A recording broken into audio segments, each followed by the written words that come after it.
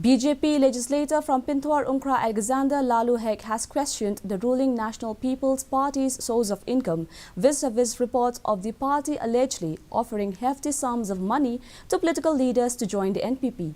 Speaking to media persons, Hek accused NPP of playing money politics in Meghalaya. Recalling the difficulty faced by the government in paying salaries to its employees, he asked how the NPP can purportedly spend crores of rupees on elections.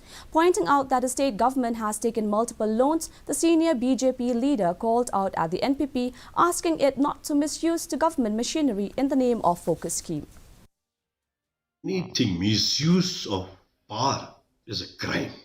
Government machinery is to ensure that how we protect the citizens of our states, how we will bring complete peace in the minds of the people of our states, and we don't want to see any kind of communalism or divides and rule in the states of Meghalaya.